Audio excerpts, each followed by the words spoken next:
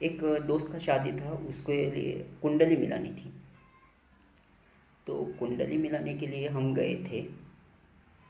तो ऐसा हुआ कि दो कुंडलियाँ थी, एक लड़के की और लड़की की। तो वो कुंडलियाँ दिखाई। कुंडलियाँ दिखाने के बाद वो कुत्ता बिल्ली ऐसा कुछ होता है, अंत्यनाड़ी गत्यनाड़ी ऐसा कुछ लिखता है, ऐसा लिखा। और फिर बताया कि ये शादी हो सकती है। तो हमारे भी जो बुज़ुर्ग थे, उन्होंने ठीक कहा, उनको पैसे भी दिए। बाद में क्या हुआ, मैं उधर ही था, मेरे जेब में 4 कुंडलियाँ थी। मेरे दो दोस्त, दोस्त नहीं बोलूँगा, आगे सुनो। दो ही दो लड़के की थी और दो लड़की की थी। तो वो कुंडलियाँ मैंने उनको दिखाई। दिखाने के बाद बोला कि चलो अभी बता दो कि इनमें से ये 4 जनों की जोड़ियाँ मिलती है क्या। तो उन्होंने ऐसा ही कुछ लिखा, कुत्ता बिल्ली कुछ लिखते, अंत्यनाड़ी गत्यनाड़ी ऐसा कुछ लिखते हैं। लिख के बोला हो सकती है ये शादी। तो मैंने तुरंत पूछा कि अगर ये शादी हो सकती है तो शादी करने के लिए आप करवाने के लिए क्या ऊपर चले जाओगे, क्योंकि वो मर चुके थे चारों लोग। मरे हुए लोगों की मैंने कुंडलियाँ दिखाई। तो अब बात समझ में ना आनी चाहिए कि अगर मरे हुए लोगों की कुंडलियाँ ये मिला सकते हैं तो हमारी कुंडलियाँ कैसे मिलती होगी। और भी एक बात बताना चाहूँगा कि अगर आप कभी देखेंगे कि अ, जो शादी के रस्में होते हैं, उसमें एक बात कहना चाहूँगा कि ब्राह्मण दोनों की मतलब कि शादियाँ मिलाने की कोशिश करते हैं।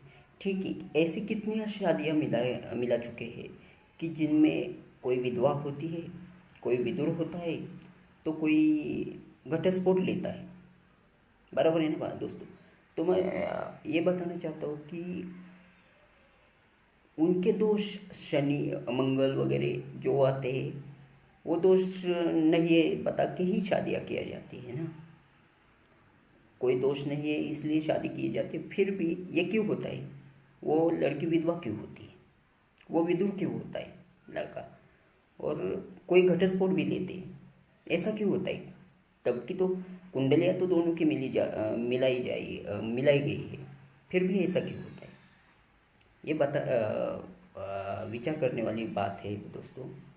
तो दूसरी एक बात बताना चाहता हूँ कि उनसे मैं बाइक का काम करता हूँ। तो गाड़ी लेते समय हम क्या करते हैं, इंश्योरेंस इंश्योरेंस पॉलिसी और वारंटी और गारंटी तो लेते ही हैं, आप भी लेते होंगे।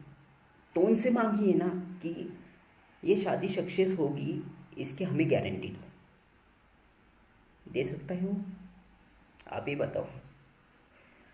तो बहुत सारे पाखंड होते हैं जो उसकी शुरुआत है वो हमको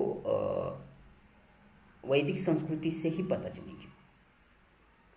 उसमें भी ऐसा कुछ नहीं लिखा गया है कि मंदिर मूर्ति पूजा का कुछ भी नहीं लिखा गया है। ये कहाँ से आया, ईस्वी सन पूर्व ऐसा कुछ भी नहीं था, ईस्वी सन के बाद आया है।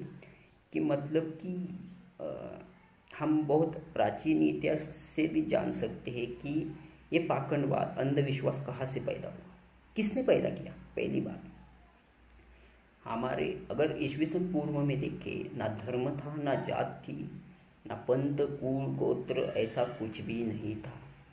फिर ये कहाँ से आया, इसकी शुरुआत कैसी हुई। बहुत कुछ बताने जैसा है, लेकिन अभी मैं थोड़ा रुक जाता हूँ, क्योंकि अभी मैं बाद में फिर से हम कंटिन्यू करेंगे इस विषय में चर्चा। ओके, जय भीम, जय भारत, जय संविधान, जय मूल निवासी।